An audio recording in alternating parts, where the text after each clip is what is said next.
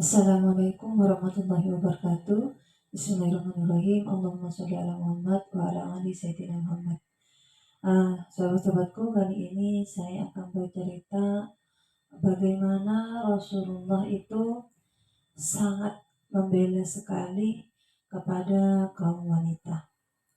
Salah satunya adalah terjadi uh, pada waktu Bani Qainuqa.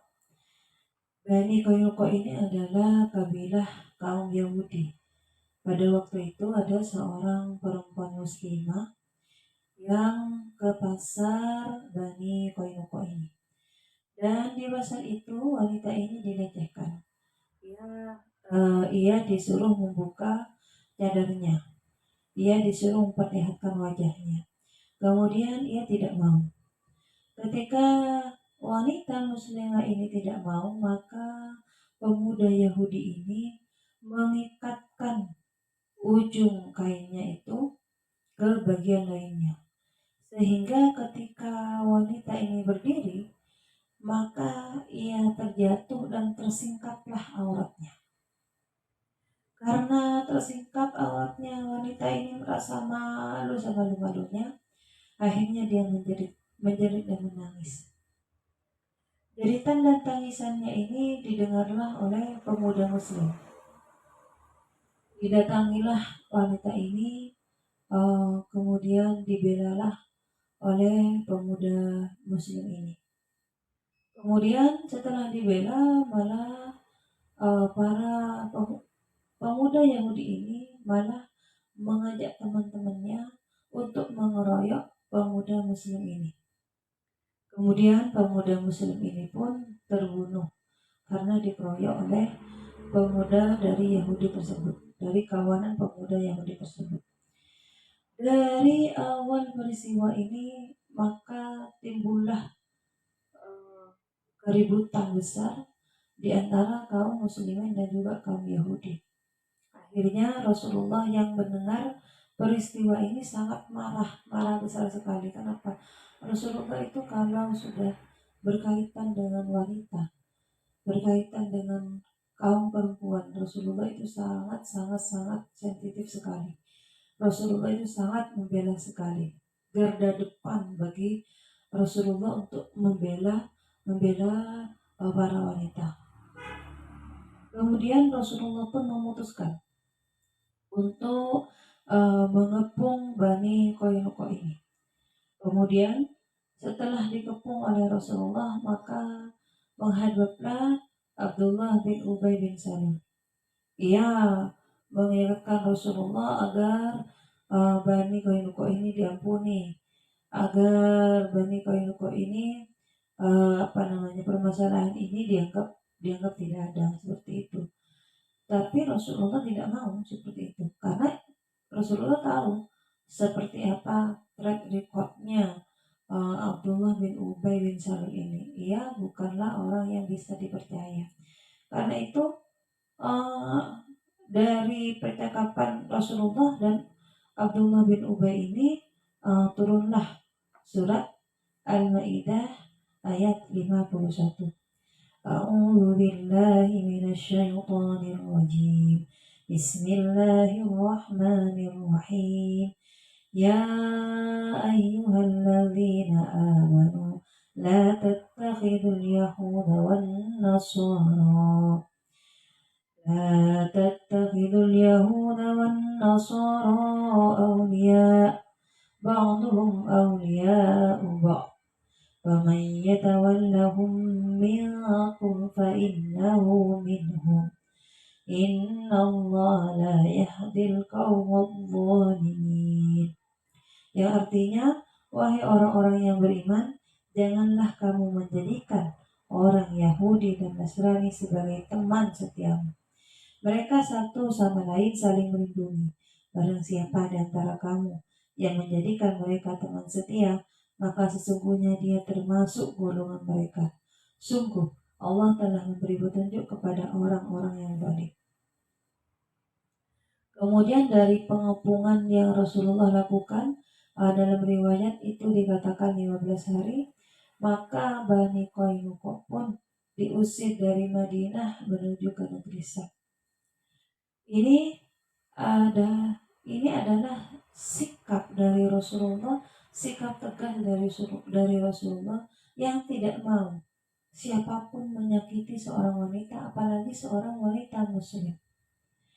Selain itu ada juga kisah di mana sahabat Rasulullah yang bernama Abdullah bin Mughaffal ini Abdullah bin Mughaffal ini terkenal sebagai seseorang yang pemurung, yang banyak sahabat tidak pernah melihat senyum dari Abdullah bin Mughaffal ini. Tidak pernah sekalipun bibir dari Abdullah bin Mughaffal ini tersenyum. Karena itu para sahabat itu bertanya-tanya mengapa Abdullah bin Mughaffal ini kelihatannya selalu murung, selalu bersedih. Maka Rasulullah pun bertanya kepada Abdullah bin Mughaffal, "Wahai Abdullah bin Mughaffal, mengapa aku tidak pernah melihat wajahmu itu ceria? Mengapa aku tidak pernah melihat wajahmu berseri-seri? Tapi wajahmu itu selalu murung, selalu bersedih, itu kenapa?" Lalu Abdullah bin Mughaffal ini berkata bahwa ada satu dosa yang setiap kali dia mengingatnya, maka dia akan selalu merasa berdosa, merasa bersalah. Sehingga itulah yang membuat Abdullah bin Mughaffal ini selalu bersedih hati. Kemudian Rasulullah berkata, ceritakanlah Abdullah bin Mughaffal. Maka Abdullah bin Mughaffal ini bercerita bahwa dulu ketika dirinya sebelum masuk Islam, orang-orang di sekitarnya itu selalu mencemooh dirinya, menghina dirinya. Kenapa? Karena Abdullah bin Mughaffal ini mempunyai seorang anak perempuan, tapi Abdullah bin Mughaffal ini tidak membunuh atau tidak menguburkan hidup-hidup anak perempuannya. Karena itu satu kabilah, satu kampung itu semuanya menghina Abdullah bin Mughaffal. Kenapa? Karena satu kampung itu kalau ada anak perempuan yang bayi perempuan itu dilahirkan, maka mereka akan segera membunuhnya. Tapi itu tidak dilakukan oleh Abdullah bin Mughaffal. Tetapi seiring berjalannya waktu, makian, perkataan pedas dari orang-orang yang di sampingnya itu membuat Abdullah bin Mughaffal pun merasa seharusnya ada bisikan-bisikan untuk membunuh anak perempuannya tersebut. Karena itu Abdullah bin Mughaffal pun menyuruh istrinya untuk mendandani anaknya. Istrinya tahu bahwa ketika ia menyuruh anaknya didandani dengan cantik sedemikian rupa dan akan dibawa ke bukit, istrinya tahu bahwa Abdullah bin Mughaffal ini akan membunuh anaknya tersebut. Ia berkata kepada Abdullah bin Mughaffal, jangan lakukan itu. Tetapi Abdullah bin Mughaffal pun sudah bertekad. Bertekad ini pun karena sudah tidak tahan lagi dengan ejekan dan juga dengan cibiran dan juga perkataan orang-orang yang ada di sekitarnya. Kemudian istrinya ini tidak bisa menahan keinginan dari Abdullah bin Mughaffal karena istrinya ini pun seorang yang sangat lemah dan takut kepada Abdullah bin Mughaffal. Didandanilah anaknya itu tersebut dengan baju yang sangat bagus, dandanan yang sangat cantik. Kemudian sebelum ia diajak, ibunya ini memberikan satu kalimat yang harus ia ucapkan ketika nanti ayahnya akan berbuat sesuatu yang tidak baik untuk dirinya. Kemudian dituntunlah anak perempuan dari Abdullah bin Mughaffal ini ke bukit. Sampai di bukit tersebut, Abdullah bin Mughaffal pun menggali tanah untuk dikuburkan anak perempuannya tersebut. Digali sampai yang namanya tanah itu mengotori janggutnya. Ketika tanah itu mengotori janggut dari Abdullah bin Wafal, anak perempuannya ini kemudian mendekati Abdullah bin Wafal. Dihapuslah debu-debu, kotoran-kotoran dan tanah yang ada di jenggot Abdullah bin Wafal. Merasa kasihan, merasa iba Abdullah bin Wafal kepada anak perempuannya ini, karena sebenarnya Abdullah bin Wafal ini sangat sayang kepada anaknya. Tetapi karena sudah terlalu hinaan yang sudah hinaan yang sudah ia dapatkan itu sudah terlalu banyak dan setiap hari itu dilontarkan, itu membuat Abdullah bin Wafal sudah tidak kuat lagi. Karena itu ketika anaknya itu membersihkan dirinya dari kotoran itu, ia terus tetapkan untuk menggali, karena sudah karena saking tidak tahannya dengan perkataan orang-orang yang di sekitarnya. Ia abaikan rasa ibanya kepada anak perempuannya tersebut.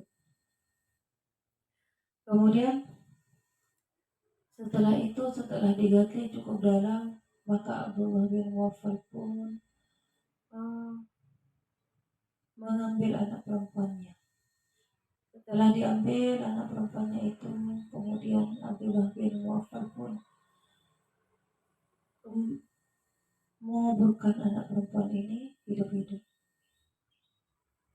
Lalu anak ini pun ketika Abdullah bin Wafal membenamkan anak perempuan ini ke tanah,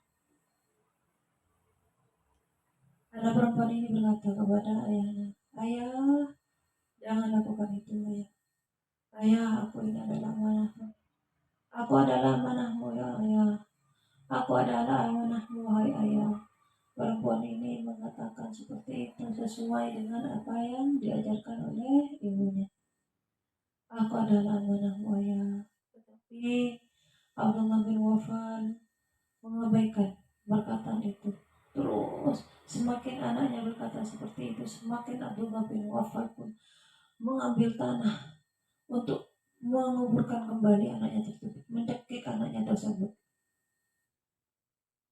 Sampai akhirnya tidak ada lagi suara dari anak tersebut. Abdullah bin Wafal pun menutupi kuburan itu. Lalu Abdullah bin Wafal yang bercerita kepada Rasul, memberanikan diri untuk melihat Rasulullah. Dan Rasulullah setelah mendengar cerita dari Abdullah bin Wafal menangis jadi-jadinya. Air mata Rasulullah tumpah sampai membasahi bajunya. Lalu Rasulullah pun berkata kepada Abdullah bin Wafal, kata Rasulullah, "Lau kuntu nabiyyan fi dzaka zamani la uqimul hadda 'alaika ya ibnal Mughfal." Katanya Rasulullah sambil menangis, sambil menahan rasa amarah kepada Abdullah bin Wafal. Rasulullah berkata, "Wahai Abdullah bin Wafal, seandainya aku telah menjadi nabi pada zaman itu, maka sungguh aku akan kuburkan engkau hidup-hidup sebagaimana yang kau telah lakukan kepada anak perempuan." Itu dari saking Rasulullah sangat-sangat menghormati seorang wanita, sangat menjaga seorang wanita. Dari saking Rasulullah sangat melindungi seorang wanita, jadi Rasulullah itu tidak terima kalau seandainya ada seorang wanita itu disakiti, ada seorang wanita itu dizalimi. Itu sangat tidak terima sekali Rasulullah. Karena itu sangat tidaklah beralasan kalau ada orang yang mengatakan bahwa Rasulullah itu merendahkan wanita, Rasulullah itu hanya menjadikan wanita itu sebagai budak. Itu sangat tidak beralasan sama sekali. Karena kita lihat sejarahnya, riwayatnya, bagaimana hati Rasulullah tidak bisa terima kalau ada seorang wanita itu disakiti, kalau ada seorang wanita itu dizolimi. Karena itu mari para wanita, para perempuan, kalau Rasulullah sangat menghargai diri kita, maka seharusnya lah kita menghargai diri kita sendiri. Kalau Rasulullah sangat menghormati seorang wanita, maka seharusnya lah sebagai seorang wanita kita hormati diri kita sendiri. Kawan-kawanku, hanya ini yang bisa saya sampaikan. Allahumma a'lam bishawab. Wassalamualaikum warahmatullahi wabarakatuh.